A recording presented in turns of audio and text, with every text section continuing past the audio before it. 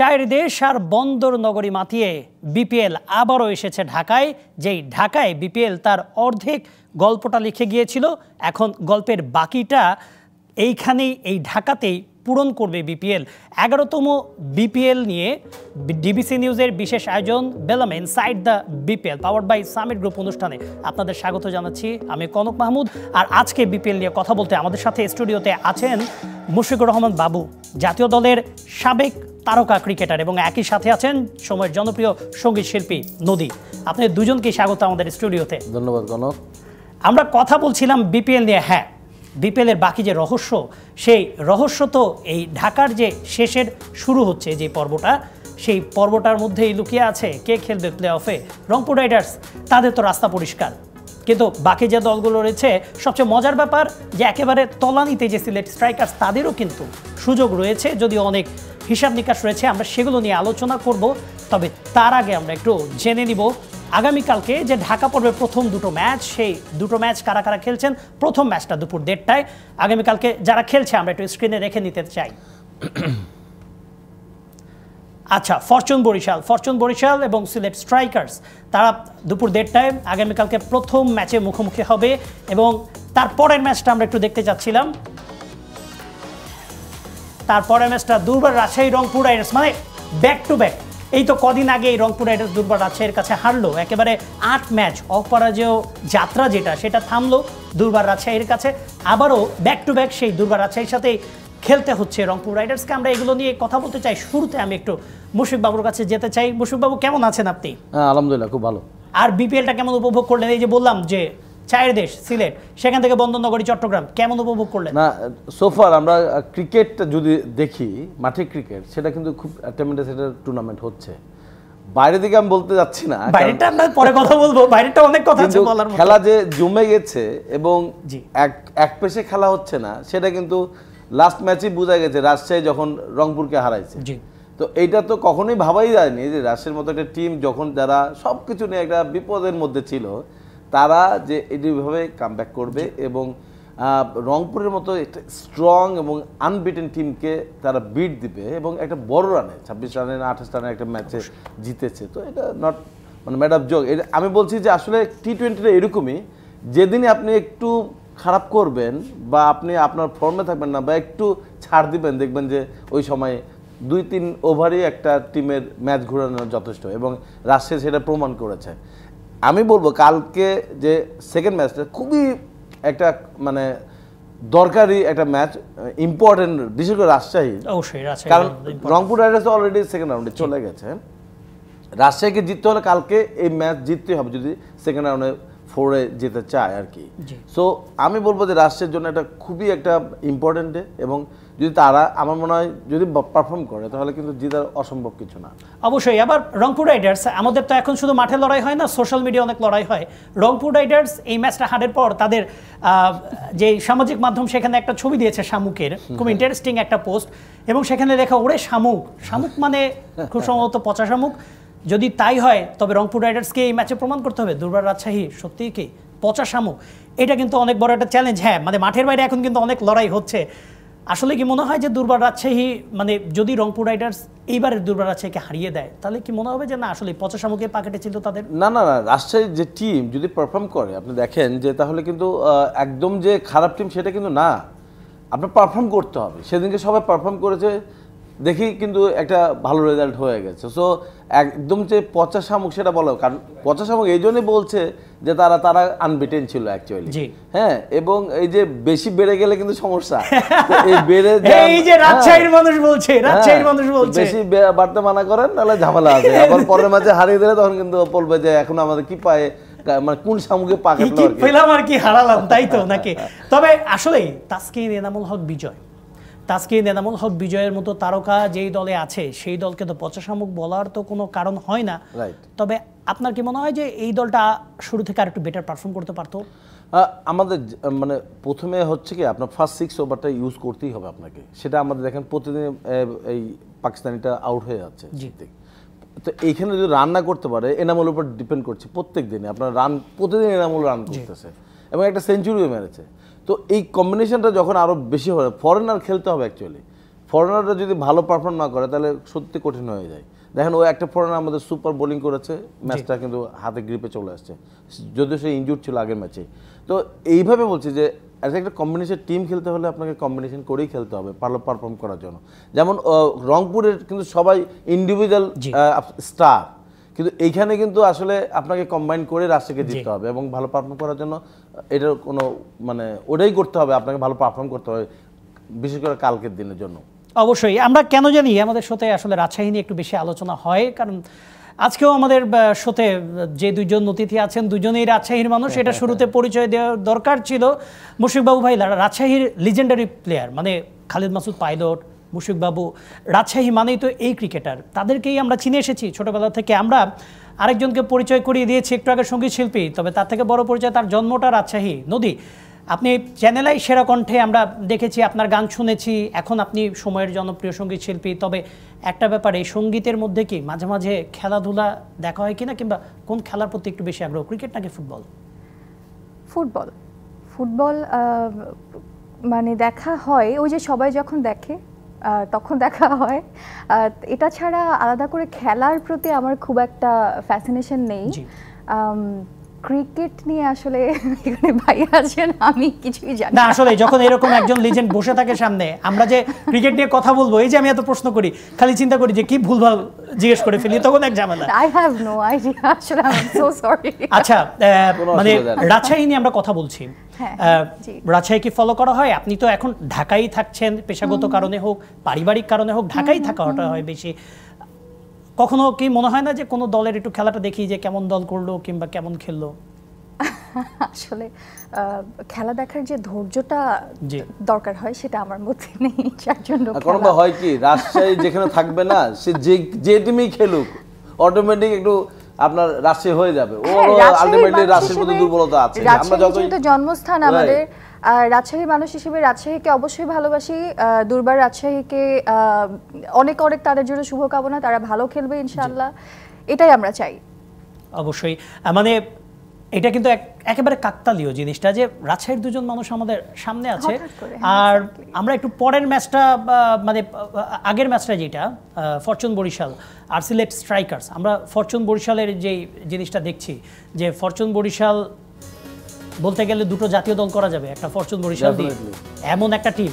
এখন ওই টিমটা আরও একটা ম্যাচ জয়ের প্রয়োজন, আমরা সেই সমীকরণটা একটু পরে দেখব। তবে সিলেট স্ট্রাইকার্স তারা একেবারে টেবিলের তলানিতে, এটা কি এক্সপেক্ট করার মতো ছিল কিনা? না, তবে টিম কিন্তু ওইভাবে পারফর্ম করেনি অ্যাকচুয়ালি। যেভাবে টিম করা হয়েছে সিলেটে, আপনি দেখবেন যে পারফর্ম করার মতো প্লেয়ার ছিল। হ্যাঁ, ইভেন আমাদের যে ডোমেস্টিক প্লেয়ারগুলো ছিলেন লোকাল, তারাও কিন্তু ভালো পারফর্ম করার মতো প্লেয়ার ছিল। জাকির হাসান, জাকির আলী, রাইট, এই জাকির রান করেছে, কিন্তু আরও প্লেয়ার ছিল যারা রান করার মতো, যে 6 নম্বরে যাওয়ার মতো। আর বিশেষ করে ফরেনার তাদের একদমই ফ্লপ ছিল, যার জন্যই এই সিলেটের এই অবস্থা। তবে তবে বরিশাল অনেক ভালো টিম। বরিশাল টিমটা একটা সুপার ব্যালেন্স টিম। ইভেন আমি কিছু কিছু সময় মনে করি যে রংপুরের থেকেও ব্যালেন্স টিম হলো বরিশাল। যদিও রংপুর পয়েন্টে অনেক বেশি গেছে বা সব সময় জিতেছে, কিন্তু আমার কাছে মনে হয়েছে রংপুরের থেকেও ব্যালেন্স টিম বরিশাল। এবং কালকেও ওই একই ক্রিকেট মানে বলা যাবে না, কিন্তু তারপরেও মানে দলগত হিসেবে বা ম্যান টু ম্যান ভ্যারি করে যে আসলে সিলেট স্ট্রাইকার না ফরচুন বরিশাল। আমি তো অবশ্যই ফরচুন বরিশালের পক্ষেই থাকতে হবে। আমরা যদি নাও চাই, মানে অ্যাটলিস্ট টিমটা যেরকম কেউ না কেউ অ্যাটলিস্ট দলটাকে টেনে নিয়ে যেতে পারেন ব্যাটে বলে। আমরা একটা বিরতিতে যাব, তবে বিরতিতে যাওয়ার আগে পদ্মাপাড়ের মেয়ে, নাম তার নদী, ওনার একটা গান শুনে আমাদেরকে বিরতিতে যেতে হচ্ছে। প্লিজ নদী। নিশ্চয়ই, আমি আমার একটি গান গাইছি, জলছায়া নাম। ভাবনা জুড়ে কে আজকাল জল ছায়া দুহাত বাড়ায়, মনে গহিনে এই মায়া বাঁধনে তোমাকে জড়ায় কল্পনায়, দু চোখ জুড়ে কে মায়া জাল যায় বনে অবুঝ পড়ায়, মনে গহিনে এই মায়া বাঁধনে জড়াই কল্পনায়। দারুণ। মানে নদী বলছিলেন তিনি ক্রিকেটটা খুব একটা ফলো করেন না, ক্রিকেটটা বুঝেন না, তবে যেটা বুঝেন সেটা একেবারে পারফেক্টলি বুঝেন। মানে সুরের যে ব্যাপারটা সেটা খুব ভালোই বুঝেন, এটা তো জানছি, আরও জানবো। আমাদের সাথেই থাকুন ইনসাইড দ্য বিপিএল এ। একটু পরে এসে আরও কিন্তু গান শুনতে হবে আমাদের সাথে।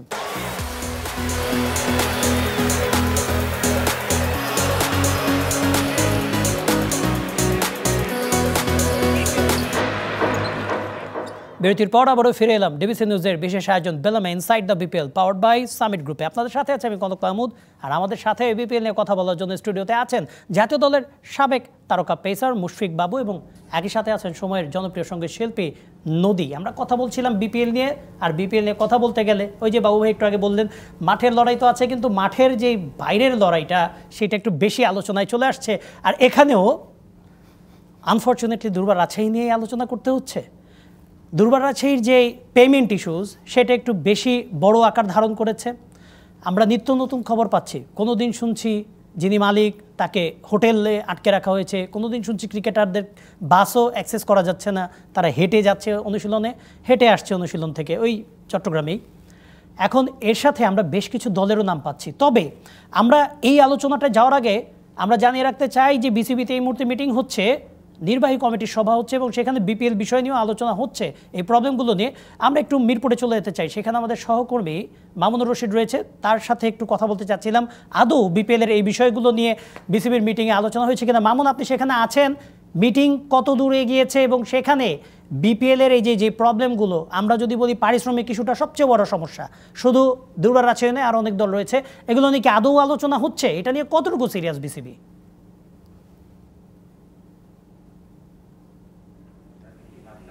না, অবশ্যই এই বিষয় নিয়ে আলোচনা হচ্ছে, কারণ আজকে যে বিসিবির মিটিংটা হচ্ছে সেখানে মূল এজেন্ডাটাই ছিল হচ্ছে বিপিএলের এই ফ্র্যাঞ্চাইজিদের সমস্যাগুলো, যে ক্রিকেটাররা টাকা পাচ্ছে না বা ফ্র্যাঞ্চাইজিগুলো টাকা দিতে পারছে না টাইম মতো, এবং ক্রিকেটারদের যে বিভিন্ন ধরনের অভিযোগ, সেই বিষয়গুলো নিয়ে কিন্তু আজকে সবচেয়ে বেশি আলোচনা হয়েছে। এবং বিসিবির মিটিংটা কিন্তু এখনও চলমান আছে, একটা লম্বা মিটিং হচ্ছে, সেই দুপুর 3টায় শুরু হয়েছে, এখন প্রায় 6টার বেশি বাজে, এখন পর্যন্ত কিন্তু মিটিং শেষ হয়নি, এবং কখন নাগাদ শেষ হবে সেটারও কোনো নির্দিষ্ট সীমারেখা বা সময় আমরা এখনও জানতে পারিনি। হয়তো মিটিং শেষে আমরা কমপ্লিট যে আপডেট সেটা হয়তো জানতে পারবো। তবে আপনাকে এতটুকু জানাতে পারি যে বিসিবির যে পেমেন্ট ইস্যুগুলো, ফ্র্যাঞ্চাইজি দলগুলোর যে সমস্যা বা ক্রিকেটারদেরকে নিয়ে নেতিবাচক মন্তব্য, বিপিএলে যে অনাকাঙ্ক্ষিত যে ঘটনাগুলো ঘটছে সেগুলো নিয়ে সবচেয়ে বেশি আলোচনা হয়েছে, এবং সেখানে রাজশাহীর নামটা সবচেয়ে বেশি এসেছে, রাজশাহীকে নিয়ে বেশি আলোচনা হয়েছে, এবং সেই সাথে চিটাগং কিংসও যোগ হয়েছে। গতকালকের যে ঘটনাটা একজন জাতীয় দলের ক্রিকেটারের পেমেন্ট ইস্যু নিয়ে যে কথা হয়েছে সেটা নিয়েও আজকে কিন্তু আলোচনা হয়েছে। সব কিছু মিলে চিটাগং কিংস এবং রাজশাহী সহ অন্যান্য যে টিমগুলো আছে যারা এখনও পর্যন্ত প্লেয়ারদের পেমেন্টগুলো ঠিকমতো দিতে পারেনি, সেই বিষয়গুলো আজকে প্রাধান্য পেয়েছে, সেই বিষয়গুলো নিয়ে আলোচনা হচ্ছে। করো মামুন, আরেকটা ব্যাপার যে এই যে ধরেন যে বিসিবি আজকে একটা ডিসিশন নিবে, কিন্তু যে বিপিএলের দলগুলো আছে এমনিতেই বিপিএলের দলগুলো ওইভাবে আসতে চায় না, কিংবা বিসিবি নিয়ে আসতে পারে না, একটা পরিবর্তিত পরিস্থিতিতে টুর্নামেন্টটা হয়েছে।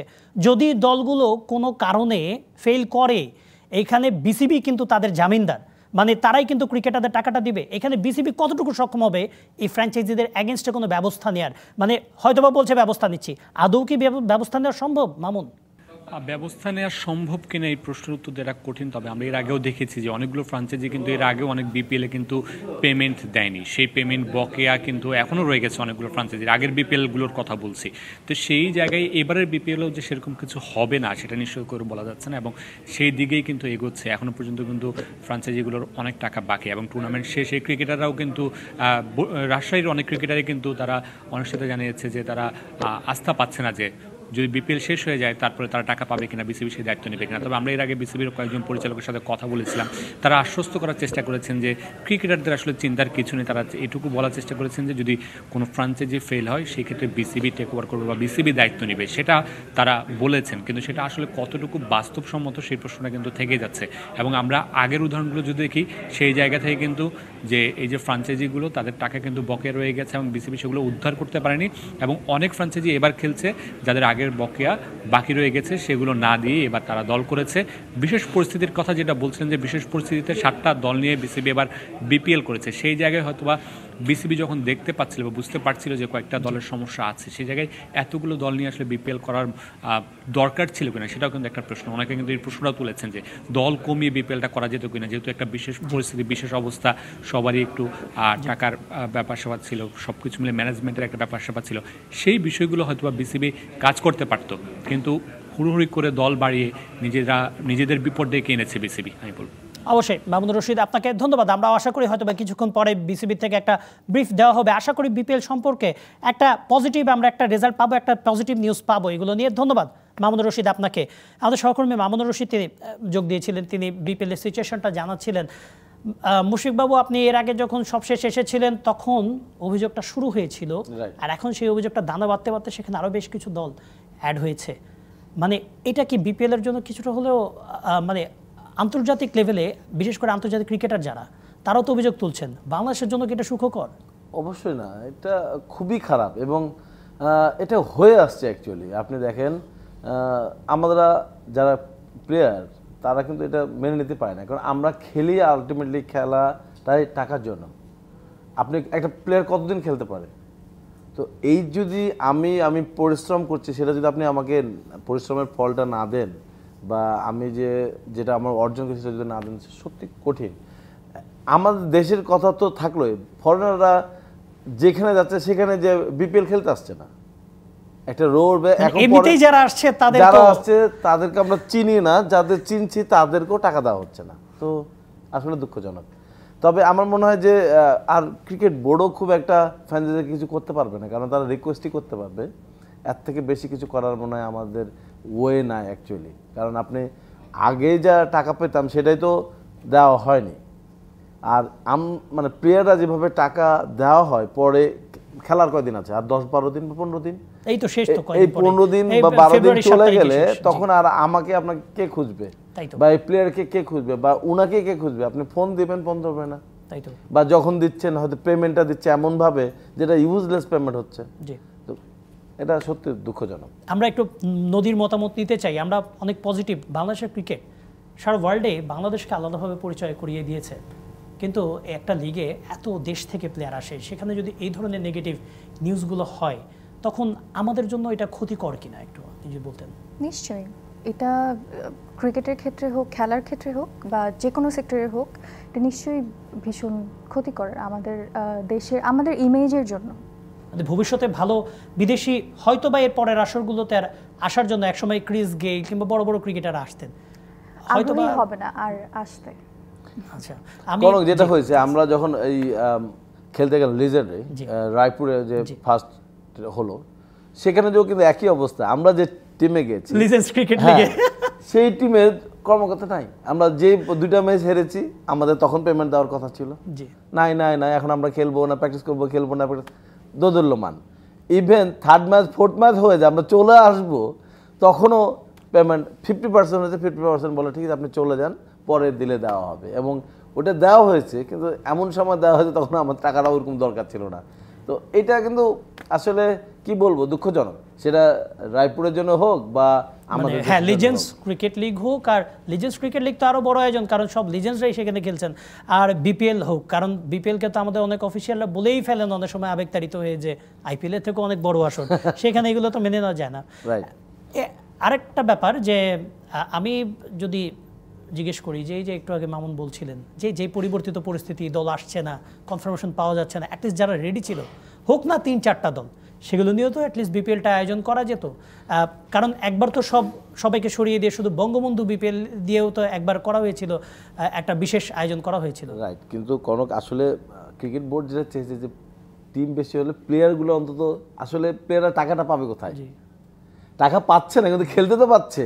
এই যে প্লেয়াররা ব্যাটগুলো করছে, আপনি দেখেন যতগুলো উইকেট টেকার আমাদের দেশি, যতগুলো রানের আপনার দেখেন সবচেয়ে বেশি রান আমাদের দেশে। এই যে একটা সাহস বাড়ছে, এটা কিন্তু একটা পজিটিভ দিকে ধরতে হবে। আপনার এই বিপিএল হচ্ছে বলে কিন্তু এখন ইচ্ছা করলে 6 মারতে পারে একটা ব্যাটসম্যান, বা একটা ডট বল করার জন্য একটা বলার চিন্তা করে যে আমাকে ওই সময় ওই ডট বলটা করতে হবে, এটা কিন্তু একটা শিক্ষা, এটা কিন্তু একটা পজিটিভ দিক। আমি বিপিএল এর বলছি, টাকা পাচ্ছি না ওইটাও আর একটা শিক্ষা, ওটাও আর একটা শিক্ষা যে কিভাবে টাকা নিতে হবে। এখন প্লেয়ারদেরকে প্র্যাকটিসের থেকে কিভাবে ম্যানেজমেন্টের কাছে টাকাটা নিতে হবে ওটা একটা প্র্যাকটিস করতে হচ্ছে। এইটা অবশ্যই মানে নেগোসিয়েশন স্কিলটাও প্লেয়ারদেরকে বাড়াতে হচ্ছে। আমরা আরেকটা বিরতি নেওয়ার সময় এসে পড়েছে নদী, প্লিজ আরেকটা গান, আগের মতোই সুন্দর একটা গান। আচ্ছা, আমি আবারও আমার নিজের গানই গাই, অচিনপুর গানটির নাম। মন কাঁদে যারে লাগে ব্যথারি সুরে, সে থাকে অচিনপুরে। মন কাঁদে যারে লাগে ব্যথারি সুরে, সে থাকে অচিনপুরে। হলো না আপন দু চোখে শ্রাবণ, বেঁচেও যেন আমি রয়েছি মরে।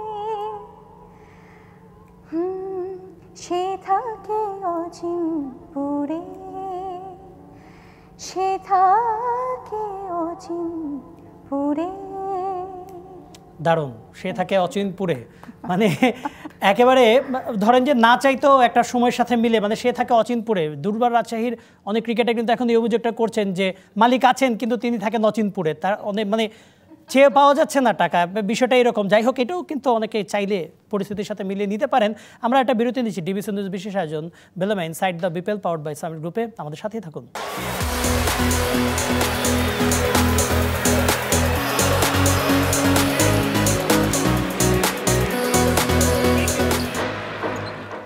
বিরতির পর আবারও ফিরে এলাম ডিবিসি নিউজের বিশেষ আয়োজন বেলমা inside the BPL powered by summit গ্রুপে। আপনাদের সাথে আছেন কনক মাহমুদ এবং আমাদের সাথে স্টুডিওতে আছেন জাতীয় দলের সাবেক তারকা ক্রিকেটার মুশফিক বাবু এবং একই সাথে আছেন আমাদের জনপ্রিয় সঙ্গীত শিল্পী নদী।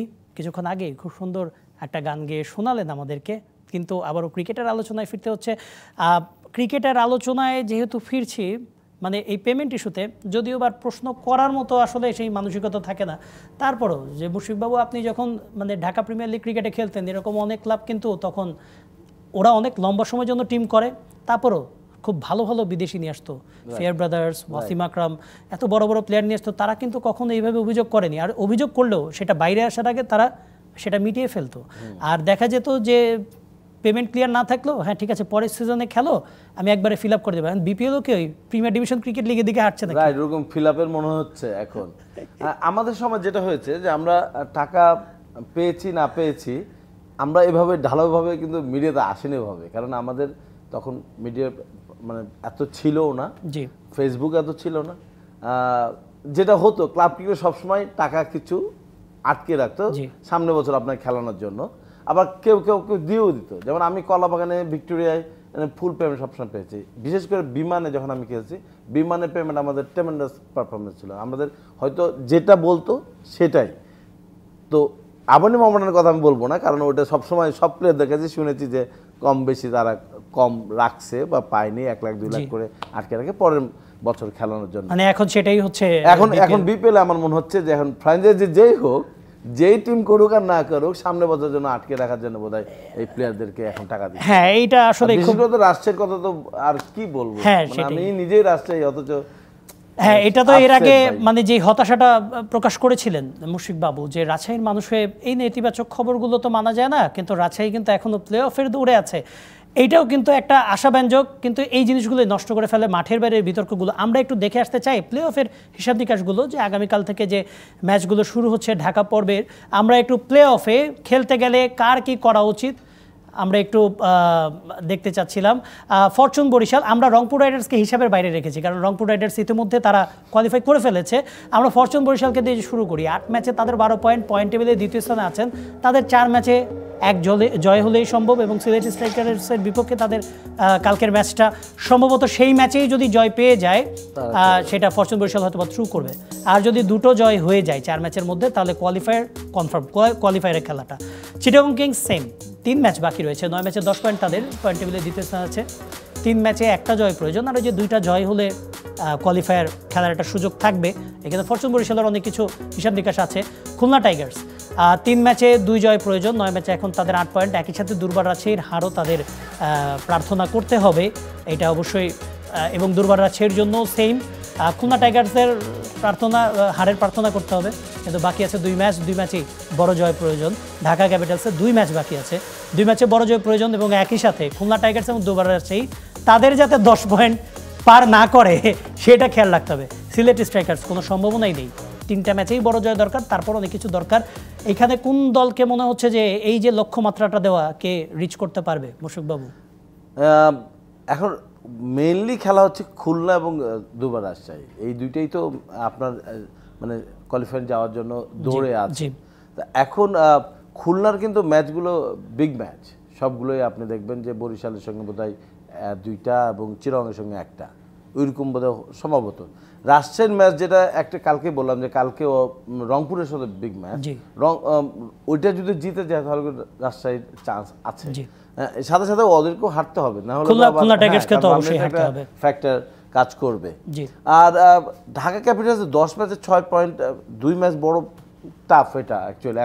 এখন যাদের সঙ্গে খেলা আমার মনে হয় ঢাকার আর সুযোগ নাই, এবং সিলেটেরও খুব একটা সুযোগ নাই। আমার মনে হচ্ছে যে খুলনা এবং রাজশাহী, সিলেটের তো যে 3 ম্যাচের মধ্যে একটা হচ্ছে বরিশাল আর একটা হচ্ছে চিটাগংসের সাথে খেলা, এটা খুবই কম। কারণ এই জন্য আমি বলছি যে খুলনা এবং রাজশাহীরই চান্স আছে যারা কোয়ালিফাই যাওয়ার জন্য। কিন্তু এখন দেখা যায় কালকের ম্যাচটা মেইনলি রাজশাহী কি করে। আমরা যদি বলি ঢাকা ক্যাপিটালসের জন্য এটা কিছুটা হলেও হতাশাজনক হবে, যে দেখেন লিটন দাস, তানজিদ হাসান তামিম এরকম পারফর্মারদেরকে নিয়ে গড়া একটা দল, সাব্বির রহমান, ইভেন মোসাদ্দকও আছেন, মানে এই দলটার জন্য কি কিছুটা হলেও হতাশাজনক হবে কিনা? শাকিব খানের দল, ঢাকা টিমকে আমরা তো প্রথমেই মনে করেছিলাম যে অনেক একটা ব্যালেন্স টিম, কিন্তু আসলে লিটন যে প্রথম 5টা-6টা ম্যাচ পারফর্মই করেনি, এইটাই ভোগাইছে অ্যাকচুয়ালি। কারণ আপনার ওই 6 ওভারটা যদি আপনি ইউজটা না করেন তাহলে কিন্তু আসলে কঠিন হয়ে যায়, এবং পুরো 5 ম্যাচের পর লিটন থেকে পারফর্ম করতে শুরু করেছে, তো তখন অলরেডি খেলা ঢাকার হাত থেকে চলে গেছে, এবং এখন আর সেই সুযোগ নাই। তবে ঢাকার জন্য সত্যিই সমবেদনা বা দুঃখ লাগতেছে, ঢাকা এত একটা ব্যালেন্স টিম কিন্তু তারা পারফর্ম করতে পারেনি। বিশেষ করে সাব্বির শেষ থেকে ভালো খেলতেছে, প্রথম থেকে যদি সাব্বিরকে খেলানো যেত তাহলে কিন্তু হয়তো অন্যরকম হতে পারতো, কারণ আসলে ও প্লেয়ার তো সুযোগই পায় না, সুযোগ যখন পেয়েছে তখন তো পারফর্ম করছে। তো তবে এখানে দলগুলোর জন্য একটা শিক্ষা কিনা, যে অনেক সময় দেখা যায় যে এই যে মানের বিদেশি আনা হয়, আপনি দেখেন সিলেট স্ট্রাইকার্স রাকিম কর্নওয়ালকে তারা সেভাবে ফ্রন্ট লাইনে রেখেছে, বাট সে মাত্র 3 ম্যাচ খেলে ইনজুরি নিয়ে চলে গিয়েছে। আপনি ঢাকা ক্যাপিটালস দেখেন, থিসারা পেরেরা যার সাথে কিনা মানে T20-তে অত ভালো সম্পর্ক দেই, তাকে ক্যাপ্টেন বানিয়ে দিয়েছে, অথচ সেখানে লিটন দাসের মতো একজন ক্যাপাবল প্লেয়ার ছিলেন। আচ্ছা, লিটন দাসকে দিলাম না, সাব্বির রহমান রুমন, তার কিন্তু মানে হ্যাঁ ঠিক আছে অনেক সময় অভিযোগ উঠে যায়, কিন্তু তাকেও যদি আমরা এইভাবে গুরুত্ব দিতাম তাকে ক্যাপ্টেন করা যেত, মানে বিদেশির ক্ষেত্রে ক্যারেক্টার সিরিয়াস হলে এই টিমগুলোর সুযোগ থাকতো। পেরেরা আসলে এখন বয়স হয়ে গেছে, বিপিএল বলেই খেলতেছে আমার মনে হয়, ও তো কিছুদিন আগে বোধহয় লিজেন্ড খেলছে, তো আমার মনে হয় যে আসলে ওই প্লেয়াররা আসেনি বা আমরা ভালো মানের প্লেয়ার পাইনি বলেই দেশের এখানে এসছে এবং পারফর্ম করছে, যদিও একটা সেঞ্চুরি মেরেছে। হ্যাঁ, মানে সবকিছু মিলিয়ে কিন্তু বিপিএল এর জন্য কি এটা বলেন বিপিএল এর স্ট্যান্ডার্ড? না, স্ট্যান্ডার্ড আসলেই আমরা যতদিন স্ট্যান্ডার্ড দেখেছি বা যেটা আশা করি সেই স্ট্যান্ডার্ডে না। তবে আমি একটা পজিটিভ দিক বলবো যে প্লেয়াররা ট্রেমেন্ডাস খেলতেছে, দেশি প্লেয়াররা তাদের সাহস হয়েছে, তারা 6 মারা শিখছে, তারা কিভাবে ইয়র্কার করে, তারা ডট বল করা শিখছে, এটা আমার কাছে ভালো লাগতেছে যে এটা আমাদের বাংলাদেশ ক্রিকেটের জন্য উপকার হবে। অবশ্যই আমরা একটু আমাদের টপ পারফর্মার যারা, টপ 5 ব্যাটার, টপ 5 বোলার আমরা অ্যাট আ গ্লিম্পস দেখে নিতে চাই, সেটা নিয়ে যদিও হাতে আমি জানি না সময় কতটুকু আছে, বাট আমরা সেটা নিয়ে কথা বলবো। তানজিদ হাসান তামিম, তিনি 420-এই আছেন 10 ম্যাচে। এনামুল হক বিজয়, যেটা বলছিলাম, তিনি সেকেন্ড পজিশনে আছেন। লিটন দাস তিনি নেমে গেছেন নিচে। জাকির হাসান আছেন, গ্রাহাম ক্লার্ক আছেন, একমাত্র বিদেশি যিনি কিনা 5-এ আছেন। তানজিদ হাসান তামিম এখন পর্যন্ত টপে আছেন, কিন্তু এখনো কি ওই সেঞ্চুরি ছাড়া চোখে লেগে থাকার মতো আর কোনো ম্যাচকে আপনার মনে হয়েছে কিনা? না, ও রেগুলারই মোটামুটি রান করছে, তবে এই রানটা আরো বড় করতে পারতো, যে 100 মার্সি সেটার থেকে আরো 2টা ম্যাচ আমার কাছে মনে হয়েছে যে সে বড় করতে পারতো, কারণ কিছু সময় সে মনে হচ্ছে সে দুর্বল হয়ে, মানে একটু ল্যাক অফ কনসেন্ট্রেশন দেখা যাচ্ছে, যেগুলো এটা কিন্তু ন্যাশনাল টিমও দেখেন হাতুরু সিংহে তাকে প্রমোট করেছে, অনেক কথা হয়েছিল, কিন্তু এখন পর্যন্ত তানজিদ হাসান তামিম অসাধারণ ট্যালেন্টেড একজন ব্যাটার, কিন্তু ধারাবাহিকতার যে অভাবটা সেটা আমরা লিটন দাসকে দেখেই আসছি, নাজমুল হাসান শান্ত দেখেছি, তানজিদ হাসান তামিম লেটেস্ট একদম ইনক্লুশন। এই জিনিসটা থেকে কবে বের হয়ে আসবে বাংলাদেশের ক্রিকেটাররা? না, হওয়া উচিত, কারণ না হলে কিন্তু আপনার প্লেয়াররা কোনোদিনই পারফর্ম করবে না। আপনার রান যে হবে আমাদেরকে তো এই এরেই করবে, আপনার ঘুরে ফিরে তো আর প্লেয়ার কোথায় বলেন, তাই তো। হ্যাঁ, তামিমরা রিটায়ার করেছে, এখন এই তামিমই তো তাকে খেলতে হবে, মানে নতুন নাম কিন্তু নেই, আলটিমেটলি ঘুরে ফিরে তারাই। আচ্ছা, বোলারদের তালিকাটা একবার দেখে নিতে চাই আমরা। জি, বোলারদের তালিকাটাও সেম, যদিও এই তালিকায় আছেন 2 জন বিদেশি, বাকি সবই দেশি। তাসকিন আহমেদ তিনি টপে আছেন, আবু হায়দার রনি আছেন, আলিসাল ইসলাম আছেন। এখানে আরো কিছু ক্রিকেটার দেখলে খুশি হতেন কিনা? হাসান মাহমুদ, শরীফুল, অবশ্যই খুশি হতাম। বিশেষ করে হাসান মাহমুদের আমি মনে করছিলাম, ইভেন আমি যে চ্যাম্পিয়ন ট্রফিতেও হাসান মাহমুদকে চাচ্ছিলাম মন থেকে, কারণ আপনি দেখেন গত যে আমাদের খেলেছে তারা ওয়ানডে এবং টেস্ট দুটাতে হাসান মাহমুদ পাকিস্তানের উইকেটে ট্রেমেন্ডাস বোলিং করেছে। তার লাইন লেন্থ, তার সুইং, তার ভ্যারিয়েশন, যেটা এখানেও কাজে লাগতো, কিন্তু আনফর্চুনেটলি সে চান্স পায়নি। আমি একটু আপসেট, কিন্তু আমার মনে হচ্ছিল যে হাসান মাহমুদ অবশ্যই, মানে যেহেতু সামনে চ্যাম্পিয়ন্স ট্রফি আছে, আমরা সবাই একটু হতাশার মধ্যেই আছি সবকিছু মিলিয়ে। তারপর আমরা চাই যে আমাদের ক্রিকেটাররা তারা দারুণ পারফর্ম করবে, চ্যাম্পিয়ন্স ট্রফির আগে অ্যাটলিস্ট তারা ছন্দে আসবেন। আমরা আমাদের অনুষ্ঠানের একেবারে শেষ পর্যায়ে চলে এসেছি। আমরা বিপিএল নিয়ে অনেক কথা বললাম, আমাদের সাথে ছেলে মুশফিক বাবু এবং সঙ্গীত শিল্পী নদী, আপনাদের দুজনকে ধন্যবাদ আমাদের সাথে যুক্ত হওয়ার জন্য। দর্শক, আমরাও আজকে বিদায় দিতে চাই বেলাম inside the BPL powered by Summit group থেকে। তবে আমরা যাওয়ার আগে আরেকটা গান শুনতে চাই নদীর কাছ থেকে, আর গান শুনতে শুনতে আমরা বিদায়টা নিতে চাই। নদী প্লিজ। পোড়ামন্টু চলচ্চিত্রে আমার একটি গান ছিল, সুতো কাটা ঘুড়ি গানটির নাম প্লিজ। তুই চুল করে দে মেলো, ভেঙে দে না চুড়ি, তোর প্রেমে এখন আমি সুতো কাটা ঘুড়ি।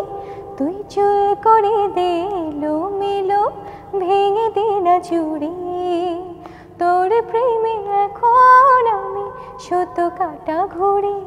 আমি তোর সাথে উড়বো, আমি তোর সাথে ঘুরবো, তোর সাথে দিনে রাতে খেলবো লুকোচুরি।